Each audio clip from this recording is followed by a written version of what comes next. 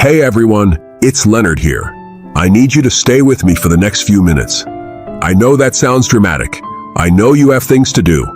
But I'm going to tell you something that I wish, with everything I have left in me, I had said louder, sooner, and more times than I did. Because there is a habit. A morning habit. Something that millions of people over the age of 60 do every single day without a second thought. Something that feels harmless. Something that might even feel good. And I'm going to tell you, as plainly as I know how, that this habit is quietly tripling your stroke risk. Not doubling, tripling. I know what you're thinking. You're thinking, Leonard, I feel fine. I know you feel fine. My patient Ruth felt fine. She told me that the morning before her stroke, she was 67 years old. She had grandchildren. She had plans. She made it, but she lost the ability to speak for 11 months.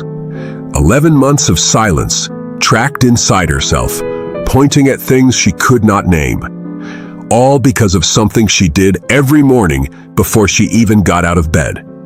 Let me tell you everything. I practiced medicine for 41 years.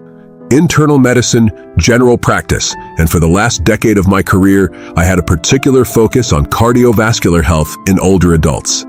I saw strokes, too many, more than I can count without feeling the weight of each one. And when I retired, 8 years ago now, I was 77. I thought I was done carrying them. I was wrong, because when I sit down in this chair and I talk to you, I am still carrying them. Especially Ruth, especially a man named Carl Whitmore, and a woman named Dorothy Aiken, who was 71 and had just booked a trip to Portugal with her sister, a trip she had been saving for 3 years. None of them knew what they were doing to themselves. And I did not tell them clearly enough. That is on me, and it is why I am here. Let me start with Carl, because Carl is the one that keeps me up at night. Carl Whitmore was 63 years old, retired electrician, big man, not overweight, just big. He had hands like dinner plates, and a laugh you could hear from 2 rooms away. He had been my patient for about 12 years when his wife, Patrice, called me one Thursday afternoon. She said, "Carl had a stroke this morning. He is at St. Catherine's." I drove there. I sat with Patrice in that waiting room with the fluorescent lights that hum just a little too loud. Carl survived, but the right side of his body was compromised. His hand, the hand he used to wire circuit panels, the hand he shook mine with every time I saw him, that hand never came back all the way. When I visited him in the hospital, the second day after his stroke, he was sitting up. He was trying to be Carl, cracking jokes in that voice that was slightly slurred now. And then the jokes stopped, and he just looked at me and said, "Doc, I was going to walk my daughter down the aisle in April." He said it quietly, not asking me to fix it, just letting me know what was at stake, what had already been taken. He walked her down the aisle. He did, but it was not the way he had imagined. There was a cane. There were months of rehabilitation that broke him and rebuilt him slowly. There were nights, Patrice told me later, when he cried in the dark because he did not want her to hear. And here's the thing about Carl, the thing I kept turning over and over in my mind afterward. Carl was doing everything right. His blood pressure was managed. He was not a smoker. He walked the neighborhood every evening after dinner. But every single morning, Carl Whitmore did something that he had done for years and years. Something that felt like routine, felt like comfort, felt like starting the day. And it was slowly, silently, thickening his blood, spiking his blood pressure in the most vulnerable window of the entire day, and setting the stage for exactly what happened to him. I will tell you what it was in just a moment. But first, I need you to understand why mornings matter. Here is something your doctor may not have taken the time to explain. When you sleep, your body is not just resting. It is doing maintenance. Your blood pressure drops. Your heart rate slows. Your blood becomes naturally more concentrated because you have not had anything to drink in 8 hours. And then, sometime between 6 and 10 in the morning, in those first hours of waking, your body surges. Cortisol rises, blood pressure climbs, heart rate increases. Your blood becomes more prone to clotting, more prone to forming the little blockages that travel to the brain and cause a stroke. This is called the morning surge, and it is real, it is documented, and it is dangerous.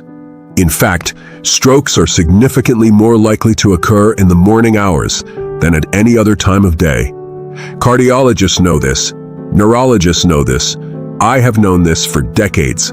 And what most people do not realize is that certain morning habits, things you choose to do in that window of vulnerability, can make that morning surge dramatically worse. For people over 60, this is not a small risk. As we age, our blood vessels lose elasticity, plaque builds up, the circulatory system is less forgiving. A spike that a 35-year-old body absorbs without incident can, in an older body, be the thing that dislodges a clot. That sends it to the brain. That changes everything. So what is the habit? I am talking about drinking coffee. Specifically, drinking 2 or more cups of strong caffeinated coffee first thing in the morning, before you have eaten anything, before you have had water, in that critical window right after waking. Now, I can hear some of you clicking away. Don't, not yet. I am not here to tell you that coffee is the enemy. I drink coffee. I love coffee. Coffee in moderation, at the right time, in the right context, is not the villain of this story.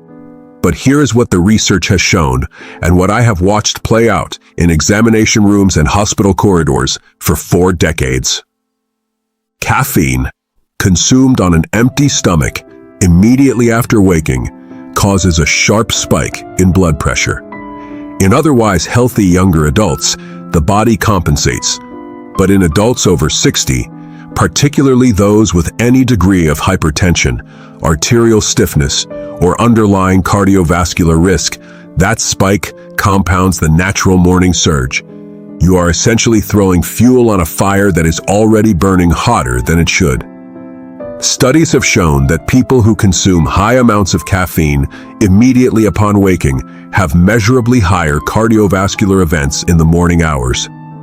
And for those over 60 with existing risk factors, the numbers are not subtle. We are not talking about a 10% increase. We are talking about risk that multiplies. Carl drank 3 cups of black coffee every morning. No food first. He was up at 5:30, coffee in hand by 5:35, every single day. Ruth did the same. Dorothy, the woman going to Portugal, she told me once, laughing, that she had an automatic coffee maker set on a timer, so the coffee was ready the moment she opened her eyes. She said it was the best part of her day. It was the most dangerous part of her day. Dorothy Aiken had her stroke on a Tuesday in November. She was 71 years old. She was a retired librarian. She had the kind of warmth that made you want to stay in a room longer than you planned. Every time she came in for an appointment, she asked about my wife. She remembered her name. She remembered details I had mentioned once, years before. That was the kind of woman she was. I got the call from her daughter Miriam. Dorothy's stroke was significant. It affected her left side and her memory. The Portugal trip, the trip with her sister 30 years in the making, was canceled. Her sister flew to the hospital instead of Lisbon. I visited Dorothy 3 weeks after she was discharged to rehab. She recognized me. That was a mercy. She held my hand and she said, "I should have listened better." I did not know what she meant. I asked. She said, "You always told me my blood pressure was creeping up." I thought, well, it's not that high. I thought I was fine. She squeezed my hand and she said, I was not fine. I have replayed that moment more times than I can tell you. So what do?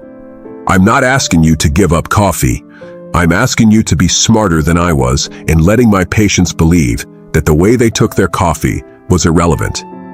Here is what the evidence supports, and what I now tell everyone who will listen. First, hydrate before you caffeinate. When you wake up, your body is mildly dehydrated. Concentrated blood is more prone to clotting. Drink a full glass of water, 12 to 16 ounces, before your first cup of coffee.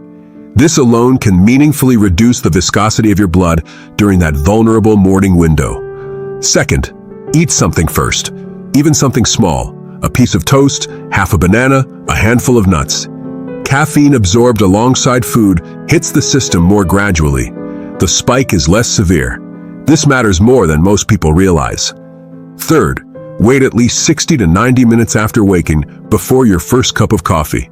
I know this sounds difficult if you are someone who has a pot brewing before your eyes are fully open. But in those first 90 minutes after waking, your cortisol is already naturally elevated. Caffeine on top of peak cortisol is not giving you energy. It is stressing your cardiovascular system unnecessarily.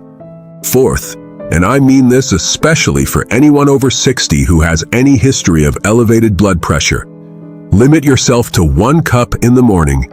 1, not 3. If you need more, wait until the afternoon when the morning surge has passed and your system has stabilized. And fifth, if you are taking blood pressure medication, talk to your doctor about when you take it.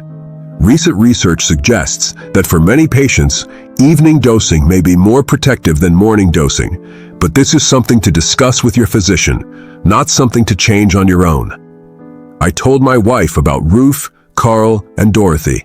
She knows the stories by now. My wife has a pot of coffee ready every morning. It is part of our ritual, 44 years of marriage, and I am not about to surrender it. But we do it differently now. We wake up, we drink a big glass of water first. We eat a small breakfast together. We talk. And then, after some time has passed and the house has settled into the morning slowly, we have our coffee. It is a small thing. It took almost nothing to change. Carl Whitmore cannot grip a hammer the way he used to. Dorothy Aiken never made it to Portugal. Ruth, my patient Ruth, who told me she felt fine, spent 11 months pointing at words she could not say.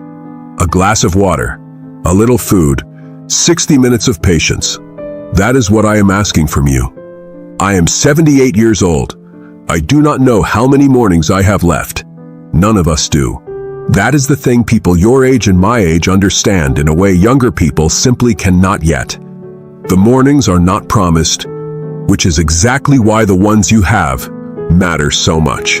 Do not give yours away to a habit you never examined. Not when the fix is this simple. I need you to hear this, not as a medical warning, as something a tired old doctor is telling you, because he has seen what happens when people don't. Take care of your mornings. They are taking care of you if you let them. This is Leonard. I will see you in the next one.